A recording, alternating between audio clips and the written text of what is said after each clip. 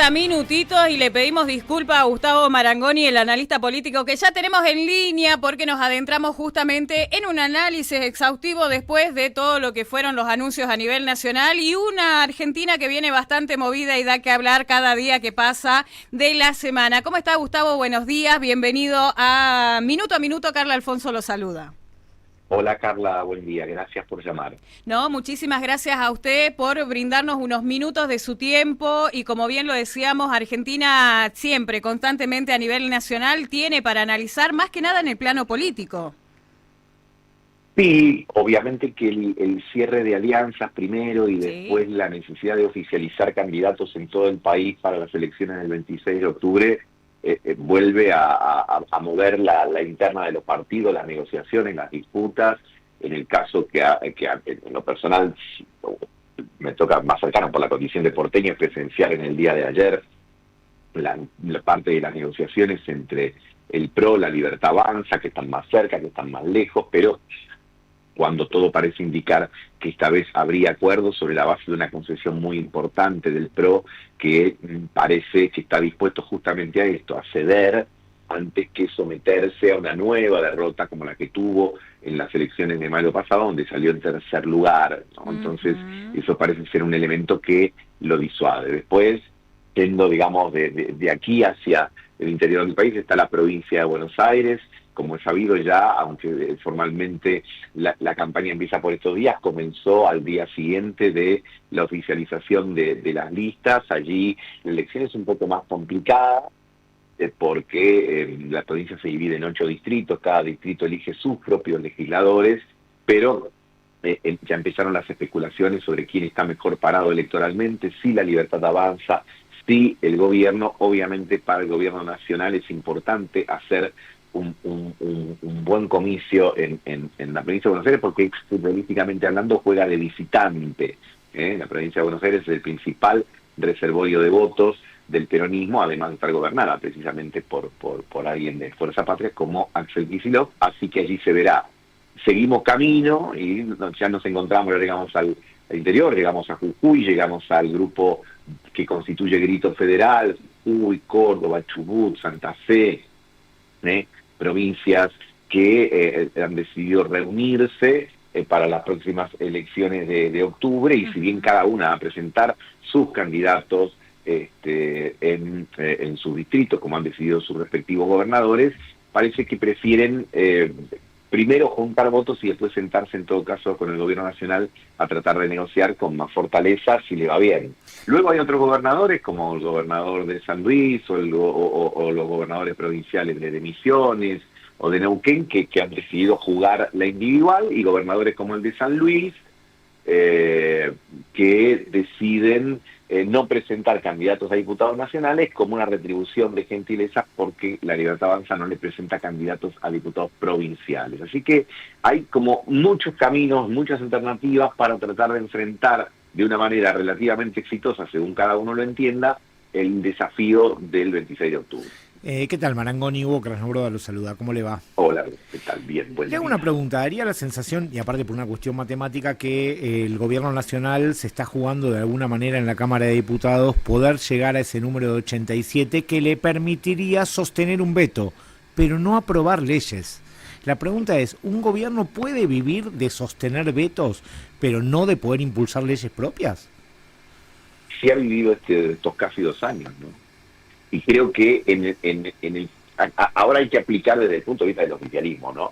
Aquello de que lo ideal es enemigo de lo bueno, pero en este caso lo ideal además es imposible, porque supongamos que el gobierno tiene un excelente resultado, algo que ni ellos mismos sueñan el 26 de octubre. ¿Llegaría a tener una mayoría en diputados o senadores? No, matemáticamente es imposible. Sí. Por lo tanto, aspiran a tener un tercio, como decías vos, 87 diputados y en todo caso 24 senadores que le permitan bloquear a quienes quieren bloquearlo, vamos a decirlo así. Y de esa manera gobernar fundamentalmente sobre la base de decretos de necesidad de urgencia y eventualmente en algún caso específico con alguna ley si lograse conseguir aliados en estas fuerzas que mencionábamos hace un rato. Pero no me parece que pueda tener otra expectativa distinta a eso, salvo que haya una suerte de maratón de conversiones de otras fuerzas políticas hacia el oficialismo, lo cual tampoco es susceptible de ser esperado, sobre todo para la segunda parte del gobierno, de manera tan sencilla. Así que creo que vamos a seguir teniendo en esencia las características que hemos visto estos años, un gobierno que justamente por esta situación busca profundizar el antagonismo. De hecho, trata de convertir estas próximas elecciones en una suerte de plebiscito a favor o en contra, en parte del gobierno, pero fundamentalmente a favor o en contra, según lo han definido en sus propias palabras, del kirchnerismo, ¿no? Han dicho estas elecciones son kirchnerismo libertad. Sí, o libertad, sí. Entonces está diciendo de ellos o nosotros. Y no solo vinculado al kirchnerismo, sino que en general el presidente suele ser activo en el hecho de incorporar en la lista de enemigos, como lo denomina él, a muchos otros sectores de acuerdo a la coyuntura, de acuerdo a la circunstancia. Así que me parece que en los próximos 2 años, por supuesto con las características propias, no van a ser estructuralmente diferentes. Va a haber que reunir voluntades por un lado, neutralizar a otros, apelar a medidas ejecutivas de la Casa Rosada, y bueno, ver el resultado que va viendo, porque este es un gobierno que también hace mucho ensayo y error, como se ve habitualmente en materia económica, ¿no? Bien, Gustavo, preguntarle cómo analiza usted el termómetro en las calles, ¿no? Teniendo en cuenta que las encuestas y la imagen positiva de Javier Milei, meses atrás y durante los primeros tiempos de esta gestión, lo ubicaban trascendentalmente como uno de los presidentes que mantuvo, como quien dice, la imagen positiva aún después de los primeros meses de gobierno. Bueno, la calle, la opinión pública, está conformada por distintos fragmentos, ¿no? Nunca se puede generalizar y decir la gente dice tal cosa o la gente dice tal otra. Pero uno podría tratar de acercar el zoom y ver de qué se componen esas generalizaciones en detalle, en grupos, en segmentos. Hay una parte de la sociedad que está apática, más distanciada, que lo ha manifestado a lo largo de 8 elecciones en las provincias, en las cuales no ha ido a votar. 15, un 20% que dice la verdad, no me interesa, no voy, me quedo en mi casa, no tengo ganas. Eso puede traducir una desilusión con los que estuvieron y con los que están.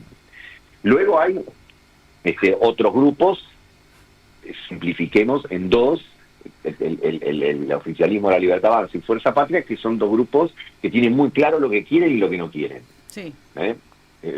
Así que ahí ya tenemos otras 2 fracciones de la sociedad. Luego hay un conjunto de pedacitos de lo que fueron otras coaliciones políticas del pasado, otros fragmentos que pueden ser partidos provinciales que gobiernan sus provincias, en muchos casos, otros no, y que están tratando de ver cuál es la posición que más le conviene. Entonces tenemos una situación extraña. En un país presidencialista, porque eso es así, solo tenemos un país presidencialista por constitución, por costumbres, sin embargo, cuando uno mira la realidad de la política, del Congreso, no solo del nacional, sino de las legislaturas provinciales, por momentos da la sensación de ser una realidad parlamentaria, ¿no? Sí, donde hay que estar permanentemente reunificando voluntades para conseguir algo de gobernabilidad. Marangoni, le pregunto de su percepción como analista político y también de los estudios que seguramente realiza. El presidente da por sentado que en 2027 va a ser reelecto. Dijo, yo voy a ser reelecto, no es que me voy a presentar, voy a ser reelecto. Yo sé que falta mucho, pero digo, hoy por hoy, analizando las herramientas que hay hoy, ¿usted cree que esa afirmación va camino a ser correcta o no? Bueno, no sé, a ver, por el lado del presidente, y como cualquier presidente, es lógico que siempre tenga afirmaciones positivas, entusiastas, sobre todo en un titular de la Casa Rosada que cultiva la desmesura en todo sentido. Y cuando digo desmesura, lo digo en el sentido estricto del término, la no mesura, la no moderación. El presidente no considera que la moderación sea algo virtuoso, al contrario, lo considera un defecto, un acto de tibieza, ¿no? Entonces, el presidente tiene la necesidad de apelar permanentemente a este tipo de definiciones. Es el mejor gobierno de la historia, el mejor ministro de Economía de la historia. Sí. Voy a ganar en 2027.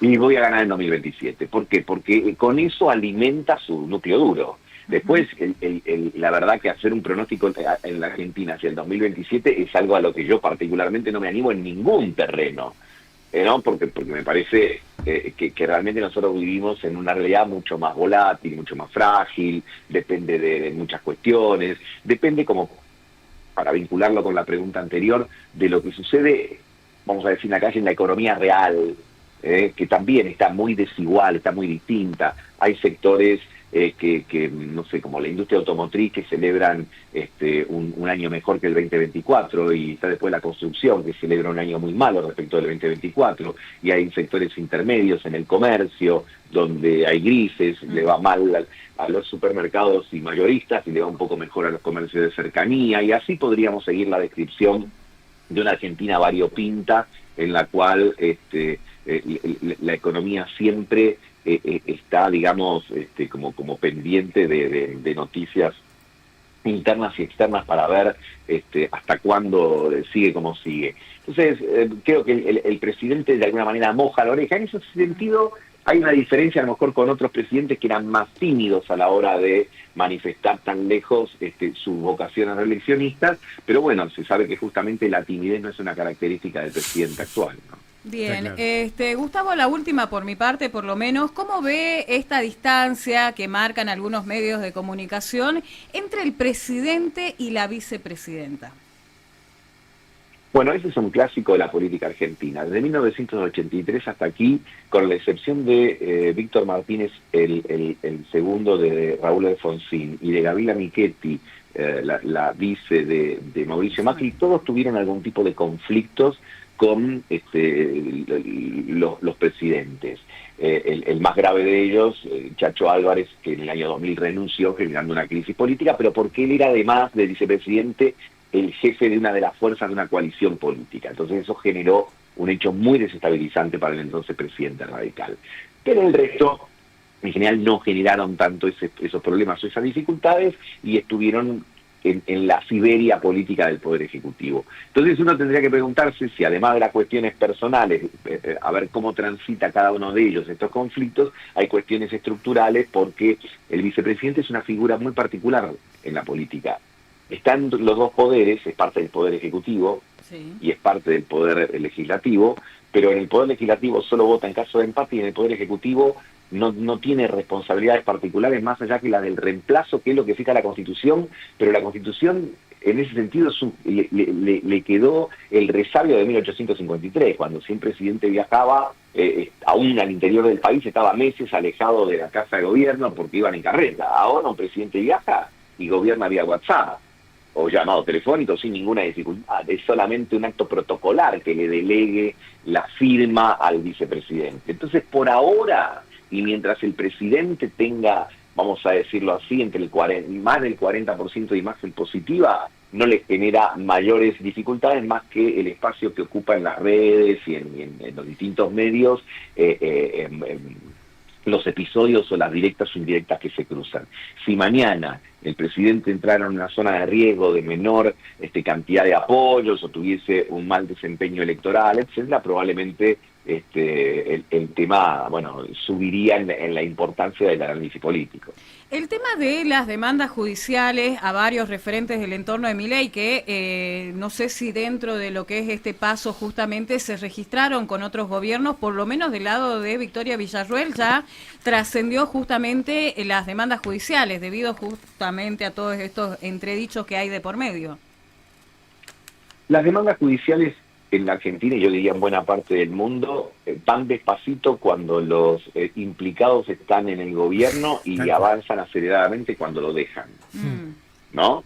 Sí. Y además, en ese sentido, hay que señalar que también parece un fenómeno regional y global, que la política la suele pasar mal después de pasar por la política. No todos, por supuesto, pero sí buena parte. Uno mira, como decía la vieja canción que cantaba Mercedes Sosa, la cintura cósmica del sur, y ve que Cristina tiene tobillera, Bolsonaro tiene tobillera, Uribe acaba de ser condenado a prisión domiciliaria, bueno, en el caso de los expresidentes de Perú, Fujimori, ni hablar, han transitado desde la cárcel hasta el suicidio. Sí. Entonces, el tema de la política parece que se disfruta en el ejercicio y se sufre mucho en el llano, ¿no? Así es. Gustavo, le agradecemos un montón por la comunicación. Seguro vamos a poder dialogar más adelante en otra oportunidad, pero el tiempo dado al Tribuno de Jujuy FM Sol para nosotros más que agradecidos. No, el agradecido soy yo. Que tengan buena semana. Muchas gracias, Gustavo. Agradecido como siempre. Bye. Bueno, ahí dialogábamos con Gustavo Marangoni, que además de ser licenciado en Ciencias Políticas y politólogo, lleva transitado justamente dentro de lo que es el análisis político muchos años. Sí, recordemos que aparte también conoce muy bien